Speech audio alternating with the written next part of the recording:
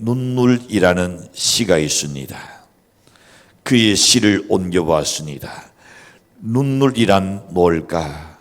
갓난 아기는 요란해서 울고 엄마는 노래를 부른다. 신두는 흐느껴 울고 높은 언덕이 성당의 신의 날선 앞에 시인은 땅을 타고 흐르는 눈물조차도 잊어버렸다. 하나님 감사합니다. 울고만 있는 그대여 과거의 어느 사람들처럼 눈물에 헤매나 찾는 건 묻은 돈. 위를 보라 그대의 눈물은 곧 아래로 흘러 긴 강이 되리라. 그리고 별과 해가 똑똑히 돌 수 있도록 그 노릇 그대로 있으리. 눈물에는 여러분 두 종류의 눈물이 크게 나눌 수 있습니다. 하나는 하늘을 향한 거룩한 눈물이 있고 다른 하나는 반대쪽으로 땅을 보고 단식하는 비탄의 눈물이 있습니다. 눈물에는 여러분 과연 또한 어떤 눈물이 있을까요? 사랑하는 이의 죽은 앞에서 하염씩 흐르는 슬픈 눈물을 가진 사람도 있고 육체의 아픔을 견디지 못해서 흐르는 고통의 눈물을 겪고 있는 사람도 있습니다. 자신의 지난 날을 뉘우치면서 통해하는 눈물도 있고 사랑하는 이로부터 배신당하고 아파하는 쓰라린 눈물도 어찌 없겠습니까? 슬픈 눈물 흘리는 안타까운 사연을 보면서 나도 모르게 흐르는 동정의 눈물도 있습니다. 연극이나 초상집에서 울지 않는 안대기에 흘리는 억지의 눈물도 있죠. 심지어 장례식에서 돈을 받고 울어주는 가짜 눈물도 있습니다. 유대인들이 그렇게 하고 있습니다. 이런 눈물은 땅의 눈물이요 하나님과는 무관한 눈물일 겁니다. 그러나 하나님을 향한 거룩한 눈물, 기적과 축복의 눈물이 반드시 있을 줄로 믿습니다. 그러나 안타깝게도 교회에서 이런 눈물이 사라져가고 있는 썩을던 현실에 지금 처해 있습니다. 성전에 앉아서 기도해도 눈물 한 방울 나지 아니하고 찬송을 드러내서도 눈시울에 눈물 한 번 젖지 않는 오늘의 이 시대가 얼마나 삭막한가 말입니다. 어떤 목사는 이렇게 말합니다. 성도의 망막 건조증 병에 걸렸다 그랬습니다. 이 세상에는 악하고 독한 사람은 눈물이 없습니다. 소위 찔러도 피 한 방울 안 난다는 그런 인간들도 있지요. 천국에도 여러분 마른 눈으로는 못 들어간다는 스펄전 목사님의 날씬이 있습니다. 마른 눈 가지고는 천국에 들어갈 수 없다고 스펄전 목사는 말합니다. 계시록 21장 3절과 4절에 보시는 이렇게 날씬합니다. 보라 하나님의 장막이 사람과 함께 있으니 하나님이 저희와 함께 거하시리니 저희는 하나님의 백성이 되고 하나님 친히 저희와 함께 계셔서 모든 눈물을 그에게서 씻기시며 다시 사망이 얹고 애통하는 것이나 아픈 것이나 다시 있지 아니하리니 처음 것들이 다 지나갔으니라. 그러므로 우리가 천국에는 마른 눈으로 들어가지 못한다는 걸 이야기합니다. 우리 주님이 씻어주실 눈물이 없을 때에 얼마나 안타깝겠습니까? 한번 생각해 보십시오. 거룩한 눈물을 흘리지 아니한 사람이 천국의 눈앞에 이르렀습니다. 주님께서는 그 사람의 눈물을 닦아주려고 손수건을 가지고 나왔는데 근데 그가 보니 평생에 이 땅에서 거룩한 눈물을 흘려본 일이 없는 사람이라 눈구멍이 뽀송뽀송 날라버려서 다시금 그 손수건을 거둬드릴 때에 그 사람의 얼굴은 얼마나 부끄러울까. 여러분 이것이 우리가 앞으로 당해야 할 문제입니다. 가볍게 넘어갈 그 일이 아닙니다. 여러분이 이 땅의 것 가지고는 많이 울었어요. 그러나 거룩한 눈물은 얼만큼 흘리고 있으니까. 자신의 영혼을 위해서는 얼만큼 지금 눈물을 흘리고 있으니까 아는 자신의 영혼에 대해서 전혀 무감각한 상태에 살고 있지는 아니한가 말입니다. 워드의 날은 이렇게 말합니다. 눈물 있는 눈으로 난 하나님을 똑바로 볼 수 있다. 눈물이 있는 그 눈으로 난이 하나님을 볼 수 있다 그랬습니다. 그렇습니다. 비가 와야 아름다운 무지개가 생기듯이 눈물을 흘려야 그 영혼에게도 아름다운 무지개가 생기는 도리입니다.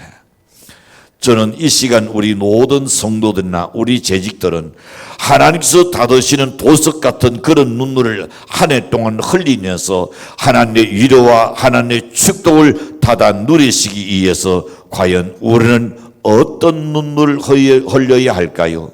첫 번째 생각해 봅니다. 회개의 눈물입니다. 성도는 흘려야 할 처음의 눈물이 있다는 바로 회개의 눈물입니다. 신앙은 교리나 철학이 아닙니다. 예수님의 고난이 나의 고난을 대신해 주셨던 그 고난입니다. 조상이 지은 원죄와 내가 지은 자돈죄 때문에 나귀의 종으로 재난 짓다가 영원한 지옥으로 갈 수밖에 없는 죄인 중의 개수가 바로 우리 자신이라는 것을 인정하셔야 하는 겁니다. 그런데 우리 주님께서 내가 지은 죄를 담당하시고 십자가에서 죽으셨습니다. 초대교회 성도들은 그렇게 고백하고 있습니다. 현재 우리의 고백이 그들의 고백이 우리의 고백이 되어야 합니다. 그러므로 우리는 세리처럼 예수님의 발 앞에 모두 무릎을 꿇고 울어야 할 자들입니다. 우리가 잘나서 예수 믿었습니까? 여러분이 잘생겨서 여러분이 선택받아가지고 성도가 됐으니까 재직이 됐으니까 그게 아닙니다. 이같이 울어본 경험이 있어서 그 은혜에 감격해서 주님의 교회를 잘 돌볼 것으로 여겨가지고 교회의 일꾼으로 세워주신 줄로 믿습니다.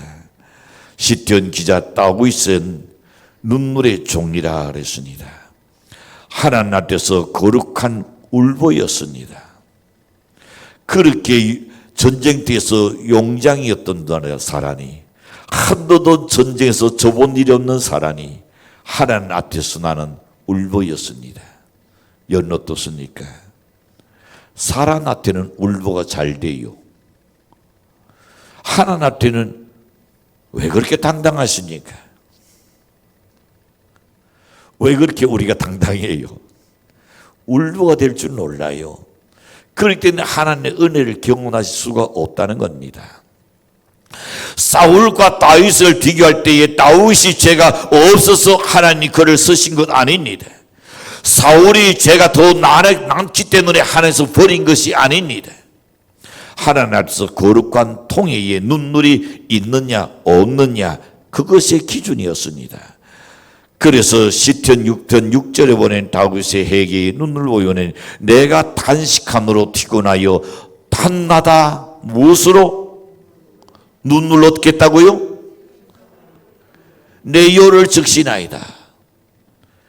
썩어질 세상 것 때문에 여러분 남편한테 억울한 소리 당하고 그래서 입을 뒤집어 쓰고 요를 적시고 벽에를 적시는 일은 있어도 자기 신세 타령을 위해서는 그런 일이 있어도 과연 내가 단식함으로 내 영혼을 위하여 내 삶을 위하여 내가 다른 하나님한테 다르게 쓰지 못하는 것 때문에 우리가 단식함으로 눈물을 내 진상을 띄우며 내 요를 적시 본 일이 있는가 말입니다. 수제자 사도 베드로와 가룟 유다의 차이점도 역시 찬회에 눈물이 있느냐 없느냐였습니다. 베드로가 크게 더 죄를 안 지었기 때문에 수제자가 되고 가룟 유다가 더 큰 죄를 지었기 때문에 그가 그런 자살에 죽은 것 아닙니다. 문제는 눈물이었습니다. 베드로는 천한 계집종에게 예수님을 세 번이나 부인하고 심지어 예수를 저주까지 했었습니다. 그러나 누가복음 22장 66절에 가서 보시는 닭 우는 소리를 듣고 신이 통곡하였습니다. 통곡하기 시작합니다.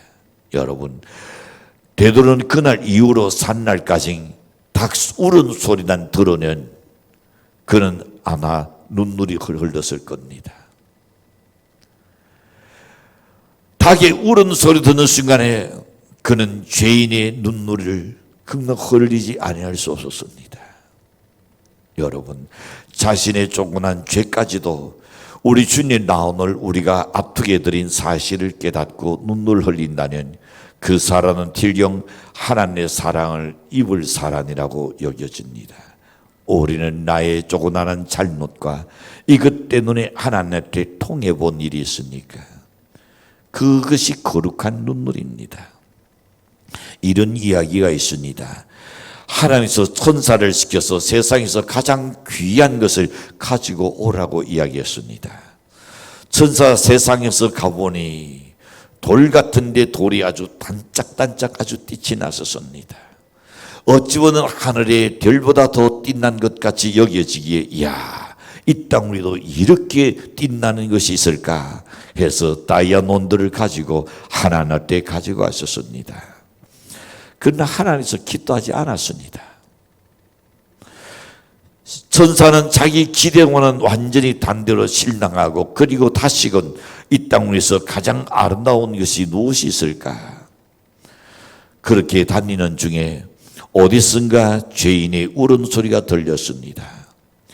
회개하고 간사에 눈물 흘리는 성도의 노릇을 도왔습니다. 보는 순간에 천사는 옳지, 이거야말로 제대로 잘랐구나. 천사는 금으로 만든 성찬잔에다가 그 눈물 방울방울을 다 담아가지고 하나님께 가지고 올라갔다는 것입니다. 천사가 이 땅에서 가장 귀한 보석을 찾아온 것이라고 하나님께서 헌옷하게 여겼었다는 말입니다. 여러분, 성도의 거룩한 눈물은 하나님 앞에 큰 영광이요, 우리의 삶을 바꾸는 역사가 일어날 줄로 믿습니다. 연례 가문의 저주가 끊어지지 않습니까? 연례 가정의 모든 것이 뒤틀리고 있으니까 적어도 내 때에 우리의 가문의 저주는 끊어야겠다는 그런 각오를 가지고 하나님께 눈물을 쏟는다면 하나님께서 여러 때에 가문의 저주를 끊는 역사가 일어날 줄로 믿습니다. 두 번째 생각해 봅니다. 하나님의 징계를 받고 흘리는 눈물이 있습니다. 잘못해도 징계가 없으면 모를까요? 성경에는 사생자다 그랬습니다. 주님의 뜻대로 산다면서도 연약해서 쓰러질 때가 어찌 없겠습니까? 그것을 깨닫지 못하고 스스로 일어서지 못할 때에 하나님의 징계의 해초리를 하나님 드신다 그랬습니다. 히브리서 12장 6절에 보시는 사랑하는 자를 징계하신다. 주께서 그 사랑하는 자를 징계하시고 그가 받으시는 아들마다 채찍질 하시니라. 여러분, 징계를 받는 것이 은혜입니다. 관심이 있기 때문입니다. 책망을 받는 것이 그게 관심이 있기 때문입니다. 그 사람은 책망을 가치도 없다고 여겨졌을 때는 비극입니다. 그냥 누군가가 여론을 책망해 주니까 내가 아직도 그래도 참 사랑을 받고 있구나 깨닫는 은혜의 길을 축복합니다. 예레미야 9장 1절에서 보시는 어찌하여 내 머리는 눈이 되고 내 눈은 눈물 근원이 되고 죽임을 당한 딸 내 백성을 위하여 주의하려 울리로다 그랬습니다. 예레미야 선지자는 하나님께 내를 낳는 이스라엘 공동체를 대표해 가지고 찬회의 눈물을 흘립니다. 그러나 이스라엘 백성은 자꾸만 더 큰 내를 낳으려고 울지 않고 있다 그랬습니다. 육신의 두노 앞에서 울면서 용서를 구하고 그런다면 어떨까요? 잘못을 저질렀지만은 울면서 용서를 구하는 자에게 내를 넘줄 겁니다. 또한 그에게 사랑의 선물을 줄 겁니다. 만약에 형제간이 둘이 있는데 그 중에 동생이 큰 잘못을 저질러서 부모에게 지금 내를 낳고 있다고 봅니다. 근데 형이 볼 때에 안쓰러운 마음이 듭니다. 형이 그의 어머니에게 가서 이야기하죠. 어머니, 제가 동생을 잘못 가르치고 잘못 돌보았으니 저를 꾸짖으시고 한돈 난 용서해 주시지요. 다시는 그러지 않도록 제가 책임지고 가르치겠습니다는 그 큰 녀석을 도와서 엄마는 내를 논주라고 생각합니다. 올해 한 해 동안 우리 성도와 우리 모든 제자께서는 하셔야 할 큰 사역이 있다면 하나님께 내맡고 있는 성도들 위하여 여러분이 울어줄 수 있는 자가 되시기를 간절히 축복합니다. 울어줘야 합니다. 세 번째 생각해 봅니다. 주님을 사랑하고 산호하기에는 흘리는 헌신과 감사의 눈물이 있습니다.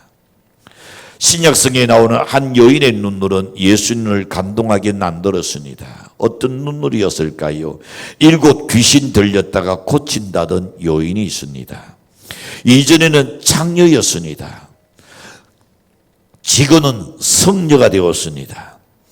요한복음 20장 15절에서 보시면 그렇게 말씀합니다. 우리 함께 읽겠습니다. 시작.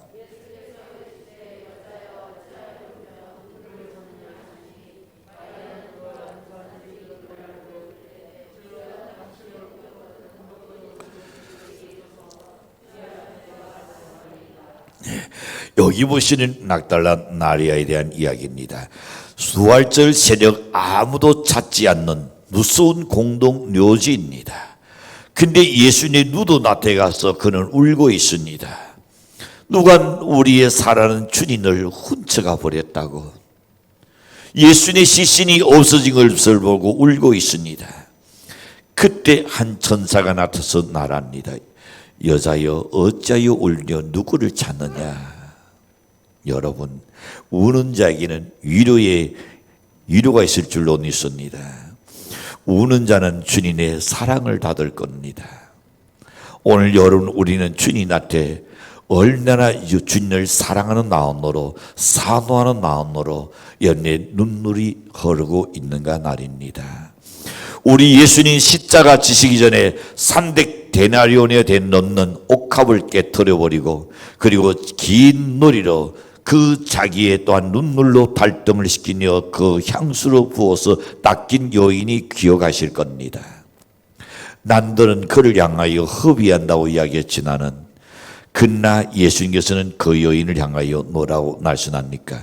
이 복음이 전파되는 곳마다 이 여인의 아름다운 이야기를 전하여 기념하리라. 얼마나 놀라운 축복입니까? 그런데 이 시대는 어떤 시대일까요? 산무의 시대에 지금 접어들어 버렸습니다. 하나는 무감동입니다. 티를 부르도 춤출 줄 모릅니다. 애곡해도 울 줄을 모르는 무감동입니다. 무기력한 시대입니다. 모든 일에 있어서 누가 무기력합니다. 애살이 없습니다. 도전 정신이 없습니다. 무관심입니다. 이 시대에 우리가 지금 살고 있다는 말입니다. 그러나 성령 충만한 가슴들은 뜨거우라고 믿습니다.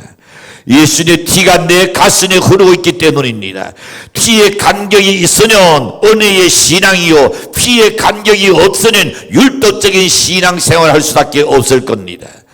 사랑하는 성도와 또한 재직으로서 우리가 주님을 사랑하는 연대시기를 바랍니다. 사랑하는 재직 여러분, 진정으로 성도들을 사랑할 수 있기를 바랍니다.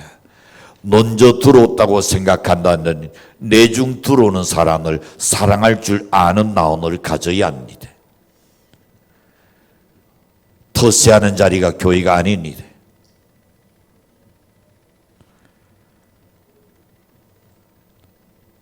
우리는 항상 그들을 사랑하고 그들이 정착하고 그들이 마음 편안하게 신앙생활하게 해줄 수 있는 것이 먼저 된 자의 자세인 줄로 믿습니다.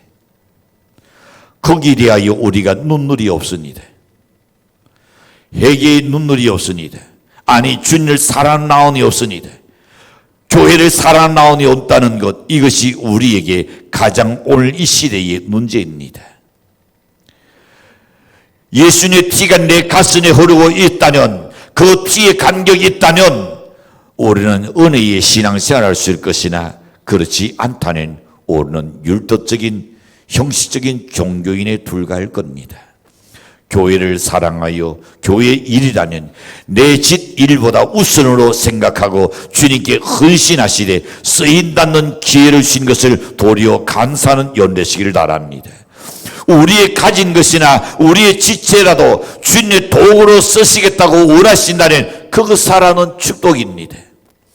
하나님께 드리고 싶어도 놓아둔 것이 없어가지고 은행 가도 손을 내밀어도 신용 불량자라도 드릴 수 없는 가슴 아픈 그런 심정을 가진 사람도 어찌 없겠습니까? 하고 싶어도 할 수 없는 자가 있고 할 수 있으려도 하지 않는 사람이 있는 겁니다. 여러분, 오늘 우리의 가슴은 정말로 주님을 사랑하고 주님을 사모하기 때문에 흘리는 눈물이 있어야 할 줄로 믿습니다. 적어도 여러분이 앉는 그 자리에 눈물 자국이 있다는 것은 복인 줄로 믿습니다. 네 번째 생각해 봅니다. 자녀를 위하여 흘려야 할 눈물이 있습니다. 오늘날 이것마저도 내날라 버렸어요. 이것마저도. 자녀는 하나님의 선물입니다. 하나님의 기업입니다. 부모의 분신입니다. 부모의 멸류관이 자녀입니다. 근데 이제는 뭐라고 이야기한 줄 아십니까? 그는 그대로의 삶이 있고 난 내대로의 삶이 있다. 이분화시켜 버립니다. 그만큼 지금 상락한 시대에 우리가 살고 있는 겁니다. 우리는 누가복음 23장 28절을 보시면 예수님께서 눈물로 마지막 십자가를 이제 지기 위하여 갈 그때의 사건입니다. 예수께서 돌이켜 그들 향하여 이르시되 예루살렘의 딸들아 나를 위하여 울지 말고 그 다음에 시작. 누굴 위해서? 너와 내 자녀를 위해서 울라 그랬습니다. 우리 한번 생각해 보십시오. 여러분에게 가슴 속에 과연 눈물이 있으니까, 여러분의 자녀를 위하여 눈물이 있으니까, 자녀가 힘들고 어려울 때에 내가 잔을 잘 쏟고 내가 잔을 설사가 돼서도 하나님한테 눈물 흘릴 수 있는 그 정도 정이 있으니까.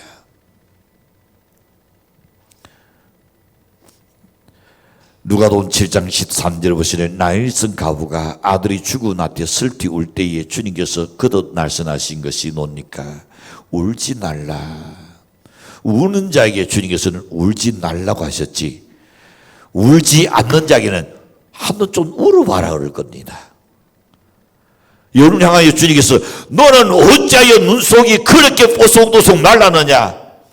내 지금 형편이, 내 사정이, 내 자녀가, 내 부모가 이런 상황 속에 있는데 어찌하여 내가 눈이 날랐느냐고 주님 우리를 향하여 책망하실까요? 아니면 울지 말라, 내가 그 문제를 해결해 주나, 주님 그렇게 다가오실까요? 나는 여러분의 자녀를 위해서, 연 자신을 위해서도 울 수 있는 연대시기를 바랍니다. 누가복음 8장 52절에 보면 야이르의 가정에 야이르의 딸이 죽었습니다. 그로 인하여 많은 사람들이 울고 있습니다. 그 슬픔에 젖어서 그때 주님께서 하신 말씀이 여전히 또 날씬합니다. 울지 말라, 울지 말라. 죽은 것이 아니라 잔다 그랬습니다. 사랑하는 성도 여러분, 우리 모든 재직 여러분, 자녀들을 반드시 반듯하게 키워야 합니다. 하나님 주신 여러분에게 그 선물이요, 하나님께서 여러분에게 낚인 귀한 생명들입니다. 반듯하게 키워야 합니다. 유능하게 키워야 합니다. 사회에서 머리되게 키워야 합니다.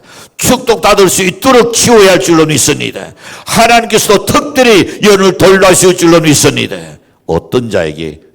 그를 위하여 우는 자에게. 저는 우리 교회 성도들과 재직들을 위하여 특별히 기도할 것입니다.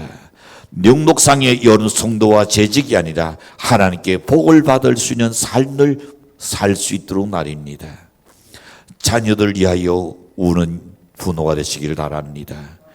여러분 자신의 신앙을 위해서 한번 울어보십시오. 여러분의 어떠한 성장을 위하여 울어야 합니다. 건강을 위해서도 울어야 합니다. 다른 교육을 위해서도 울어야 합니다. 사회생활을 위해서도 울어야 합니다. 울어야 하나님이 역사한다는 것, 이거는 진리입니다. 한 청년이 술과 친구로서 당당하고 있을 때였습니다.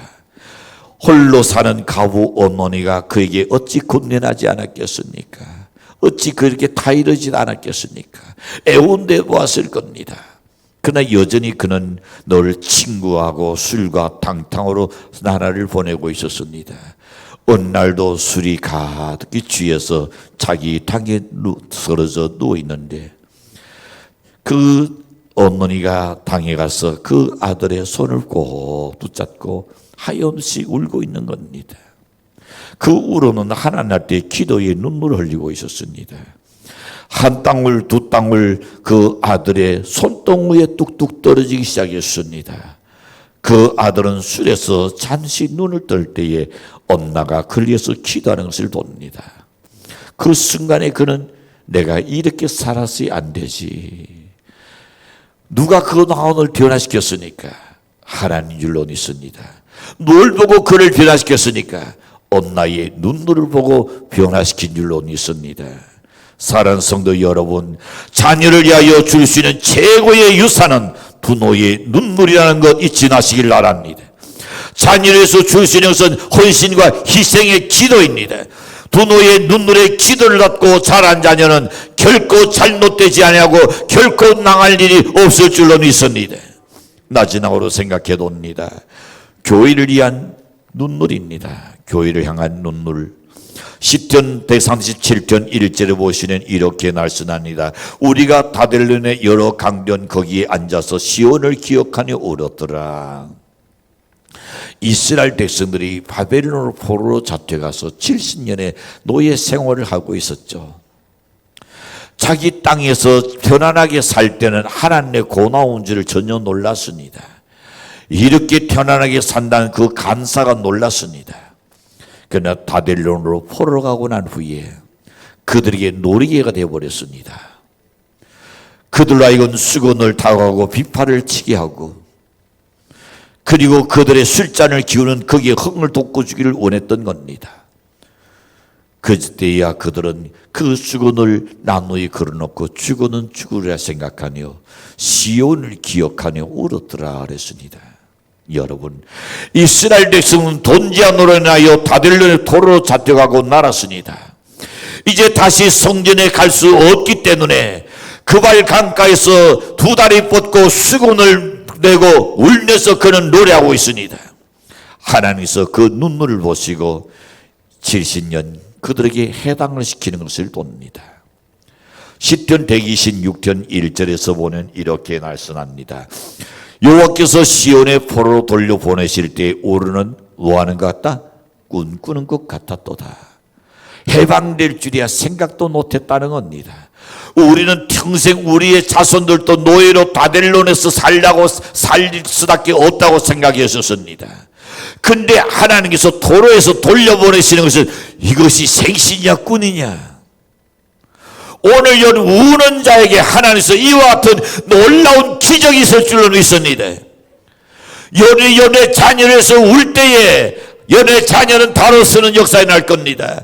여름 자신을 위해서 울 때에 하나님께서 여름을 성수되게 만들어 주실 겁니다.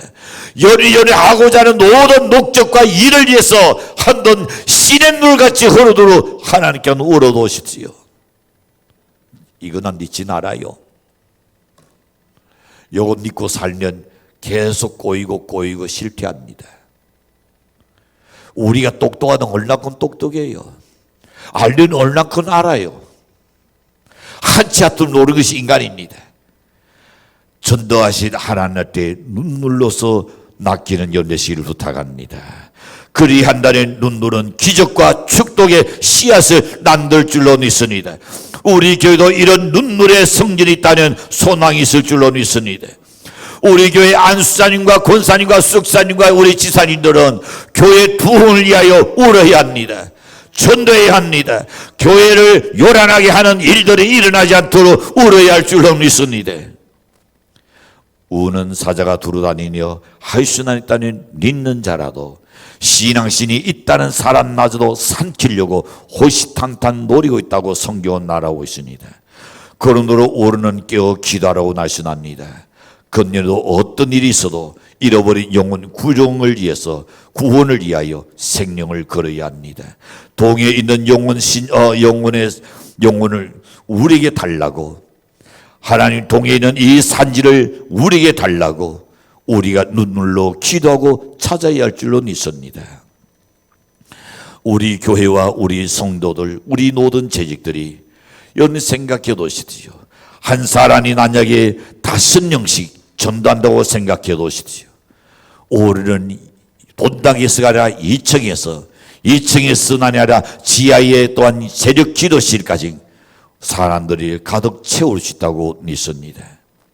이렇게 생각해 볼 때에 내가 5명만 전도한다면 여러분 가슴이 설레지 않습니까? 그날이 온다는 생각할 때에 우리가 주님을 사랑한다면 할 수 있는 일이라고 저는 생각합니다. 가슴이 뜨거워지 않을 수 없습니다. 반드시 해야 할 전도라고 여기지 않습니까?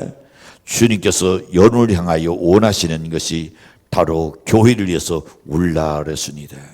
교회의 부흥을 위해서 울어야 합니다. 우리 주님은 살한 나사렛의 누드 앞에서 우셨습니다. 멸망할 예루살렘 도성을 도시내서 우셨습니다.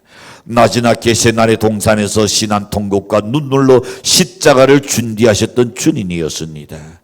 예수님의 눈물 때문에 오늘 저와 여러분은 웃을 수 있는 줄로 믿습니다.